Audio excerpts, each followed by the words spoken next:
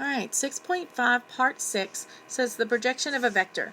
It says let vector OP and OQ be representations of the non-zero vectors V and W respectively. The projection of vector OP in the direction of OQ is the directed line segment OR, where R is the foot of the perpendicular from P to the line containing OQ. And we can see that in these drawings here. So if you notice first, we have OQ and we have OP. Those are our vectors V and W. Okay? Then it says we're going to take vector OP, so this one right here, and we're going to project it onto OQ. So that's where they get this darkened line right here, okay? It's projected onto it, and it's going to create the line segment then OR, where R is going to be the foot of the perpendicular that connects the two vectors, okay? And they call it the foot of the perpendicular because you can see it hits it at a 90-degree angle. And we can see that on all three of these, okay? So on the second figure here, I have OP and I have OQ. And it says we're going to project OP onto OQ. Well, notice this time OP is longer, so it's just going to come all the way out here. That's where it's projected. And it's going to have the foot there at R and create the segment PR. Alright, and then the same thing here. The third one is kind of really weird looking. So you've got segment OP and OQ. They're going to take this segment OP and they're going to project it onto OQ, but it's in the opposite direction. So that's why they have this dashed line here. It's still going to be projected onto what would have been that line if it continued, okay? And that's going to create the directed line segment OR, where R is going to be the foot of the perpendicular from P to OQ. Alright, so knowing that, it says here underneath it, the vector represented by vector OR is called the vector projection of V onto W and is noted by projection with a little subscript WV. And it's read as a projection of V onto W. It says let V and W be two non-zero vectors and let theta, that's going to be an angle between 0 and 180 degrees, be the angle between them. The vector projection of V onto W is, and they give us an equation here. So the projection of V onto W is equal to V dot W over the magnitude of W squared times vector W.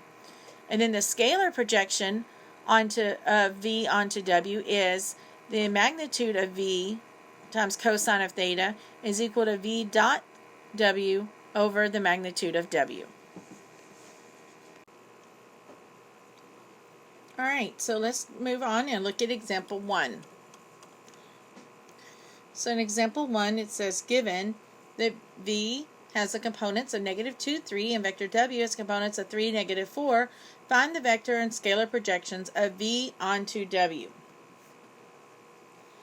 Alright, so we want the vector and the scalar projections, okay? So, to do the vector, we know that we have the projection of V onto W is equal to, I'm just writing out my equation here since it's on our other page, V dot W over the magnitude of vector W squared all times vector W. Alright, so this is going to give us the vector, but then, the vector projection, but then we're going to also have to do the scalar projection. So I'm going to go ahead and write that out so I don't forget.